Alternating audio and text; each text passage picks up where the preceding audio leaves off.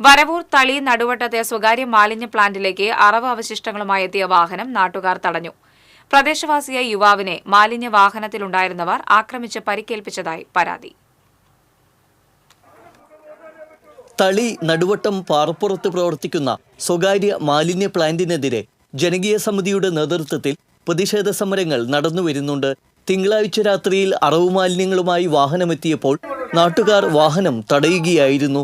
ഇതിനിടയിലാണ് വാഹനത്തിലുണ്ടായിരുന്നവർ പ്രദേശവാസിയായ മുതുകാട്ടിൽ ശരത്തിനെ ആക്രമിച്ചത്. ആക്രമണത്തിൽ ശരത്തിന്റെ കയ്യിലെ എല്ലിന് പൊട്ടലുണ്ടായി. ഇയാൾ മുളങ്കുന്നത്തുകാവ് മെഡിക്കൽ കോളേജ് ആശുപത്രിയിൽ ചികിത്സ തേടി. സമരസമിതിയുടെ നേതൃത്വത്തിൽ നാട്ടുകാർ ചൊവ്വാഴ്ചയും പ്രതിഷേധം തുടർന്നു. സ്ഥലത്തെത്തിയ panchayat president P Sunitha, vice president K Babu എന്നിവർക്കെതിരെയും നാട്ടുകാരുടെ ശക്തമായ പ്രതിഷേധമുണ്ടായി.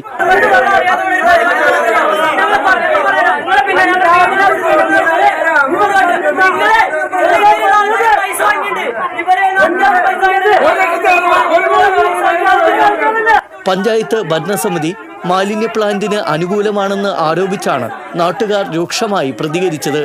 പഞ്ചായത്തിന്റെ അനുമതിയോടെയാണ് മാലിന്യ പ്ലാന്റ് പ്രവർത്തിക്കുന്നതെന്ന് പഞ്ചായത്ത് പ്രതിപക്ഷ അംഗം എം വീരചന്ദ്രൻ ആരോപിച്ചു. ഭരണകൂടം ഇതിന് ഒത്താശ ചെയ്ത് അവർക്കിത് അറിഞ്ഞില്ല എന്ന ഒരു കാര്യം കൊണ്ട് മാത്രം ഇതൊരു എക്സ്ക്യൂസ് അല്ല.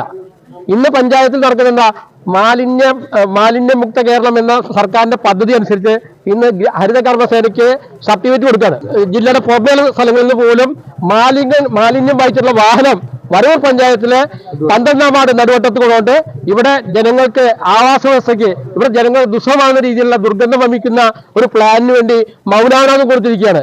ആരോപണം അടിസ്ഥാനരഹിതമാണെന്നും പഞ്ചായത്ത് മാലിന്യ പ്ലാന്റിനെതിരെയാണ് നിലകൊള്ളുന്നതെന്നും പഞ്ചായത്ത് പ്രസിഡന്റ് പി സുനിത പറഞ്ഞു. മാലിന്യ പ്ലാന്റ് മാനദണ്ഡങ്ങൾ പാലിക്കാതെ നിയമവിരുദ്ധമായാണ് പ്രവർത്തിക്കുന്നതെന്നും ഇതിനെതിരെ ജില്ലാ കളക്ടർക്ക് പരാതി നൽകിയിട്ടുണ്ടെന്നും നടപടി ഉണ്ടാകുമെന്നും പ്രസിഡന്റ് അറിയിച്ചു.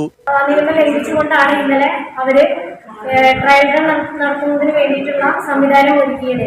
ജനങ്ങളുടെ പരാതിയെ തുടർന്ന് ഇത് ജില്ലാ കളക്ടർ ഈ ഒരു ശുചിത്വ കമ്മിറ്റിയുടെ ചെയർമാൻ എന്ന രീതിയിൽ ജില്ലാ കളക്ടറുമായി ബന്ധപ്പെട്ടുകൊണ്ട് നമ്മൾ നേരിട്ട് വിളിക്കുകയും അദ്ദേഹം ഉടനെ തന്നെ ഇത് JDയെ ചുമതലപ്പെടുത്തിക്കൊണ്ട് ഇത് അന്വേഷിക്കുകയും അടിയന്തരമായിട്ട് ഇന്നലെ അവിടെ പിടിച്ച മാലിന്യം നീക്കം ചെയ്യുന്നതിന് വേണ്ടിയിട്ട് നടപടിയെടുക്കുകയാണ് ഉണ്ടായത്. സ്ഥലത്തെത്തിയ എരുമപ്പെട്ടി പോലീസും ജനകീയ സമിതി ഭാരവാഹികളും തമ്മിൽ നടത്തിയ ചർച്ചയിൽ നിയമ നടപടി സ്വീകരിക്കാമെന്ന് പോലീസ് ഉറപ്പു നൽകിയതിന് ശേഷമാണ് മാലിന്യം നിറച്ച വാഹനം നാട്ടുകാർ വിട്ടുകൊടുത്തത്.